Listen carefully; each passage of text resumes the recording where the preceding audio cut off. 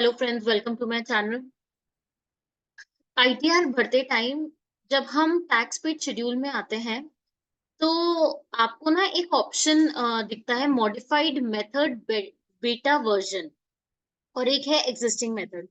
तो existing method तो simple है, जैसे हम हर साल ही देखते हैं कि सेल्फ जब हम टीडीएस की डिटेल क्लेम करते हैं अपने आईटीआर में, तो एग्जिस्टिंग मेथड में दो ऑप्शन पूछता है, क्या ये टीडीएस क्रेडिट आपको सेल्फ से रिलेटेड है या किसी अदर पर्सन से रिलेटेड है।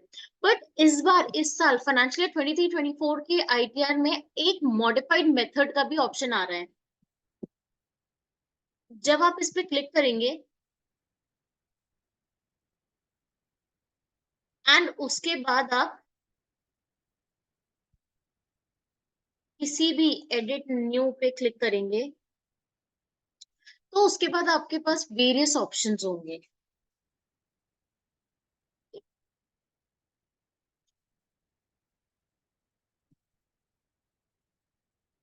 देखिए, मैंने एक किसी टीडीएस पे किया है।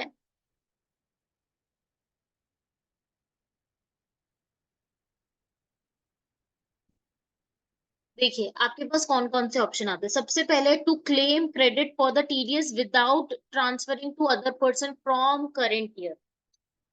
To claim credit for the TDS without transferring to other person, मतलब कि आप क्लेम कर रहे हो बट ये अदर पर्सन से रिलेटेड है। यहाँ पर जो प्रीफिल डेटा में है, टैन नंबर, टीडीएस डिडक्टेड इन ओन हैंड, टीडीएस क्लेम्ड इन ओन हैंड, यहाँ हेड ऑफ इनकम आप बस और सिलेक्ट कर लेंगे।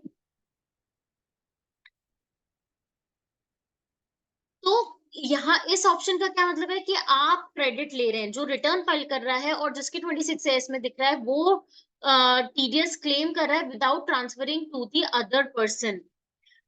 इसके बाद दूसरा क्या है option, to claim TDS brought forward from earlier years. Last year में अगर आपने कोई ऐसा टीडीएस है जो कि 26 एस में दिख तो रहा था बट आपने आईटीआर में क्लेम नहीं किया है, उसको कैरी फॉरवर्ड में डाल दिया, तो इस साल अगर आप इनकम ऑफर करेंगे तो आप ब्रॉड फॉरवर्ड करके उस टीडीएस को क्लेम कर सकते हैं इस साल। ये याद रखें, टीडीएस अपन तभी क्लेम कर सकते हैं जब आपने इनकम ऑफर करी है। तो इस साल अगर आप इनकम ऑफर कर रहे हैं और लास्ट ईयर टीडीएस डिडक्ट हो गया था तो आप उसको इस साल क्लेम कर सकते हैं, बट शर्त ये है कि लास्ट ईयर के जो आईटीआर है उसमें कैरी फॉरवर्ड होना चाहिए। मतलब जो ये वाला ऑप्शन होता है ना, क्लेम्ड इन ओन हैंड, उसमें आपने अमाउंट नहीं लिखा हो। कब? लास्ट ईयर अगर आप क्लेम इन ओन हैंड में नहीं डालेंगे ना तो automatically TDS brought carry forward हो जाता है।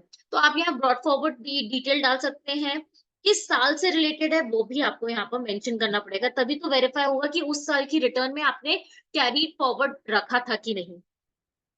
नेक्स्ट ऑप्शन है, to transfer TDS to other person. ये बहुत ही अच्छा ऑप्शन है, क्योंकि क्या है ना, कभी कभार ऐसा होता है कि इनकम तो किसी और पर्सन की होती है, ये जनरली स्पाउस में ही होता है कि इनकम तो किसी और पर्सन की है और टीडीएस हमारे इसमें रिफ्लेक्ट कर रहा है। तो यहाँ पर क्या है, आप टैन ऑफ द डिडक्टर डालेंगे, टीडीएस डिडक्टेड कितना था ओन हैंड में, TDS credit being claimed in hand of spouse as per section 5A और any other person as per rule 37BA। इसके लिए मैंने सेपरेट वीडियो बनाया हुआ है।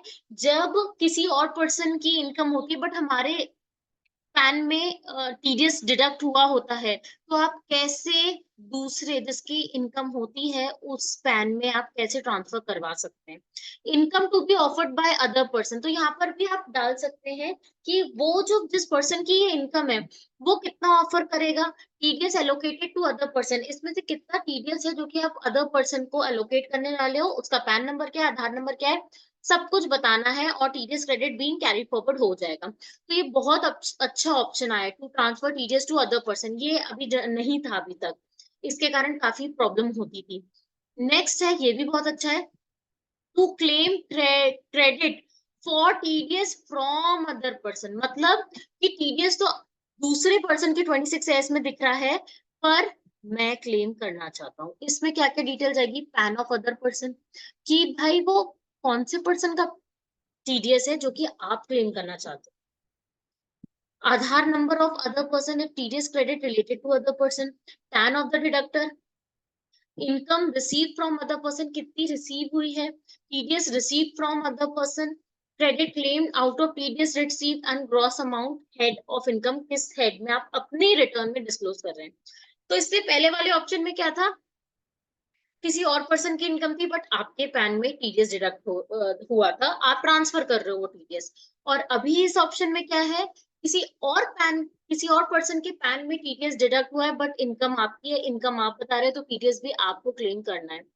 लास्ट है to claim TDS brought forward from earlier year from other person, मतलब कि अदर पर्सन ने उसको कैरी फॉरवर्ड बताया, जैसे मैंने अभी स्टार्टिंग की वीडियो में ऑप्शन बताया था कि कैरी फॉरवर्ड आप कर सकते हैं, तो अदर पर्सन ने कैरी फॉरवर्ड बताया है और आप अब उस ब्रॉड फॉरवर्ड टीडीएस को क्लेम करना चाहते हैं अपनी रिटर्न में। आई गेस आपको कैरीड फॉरवर्ड और ब्रॉड फॉरवर्ड का समझ आ गया होगा।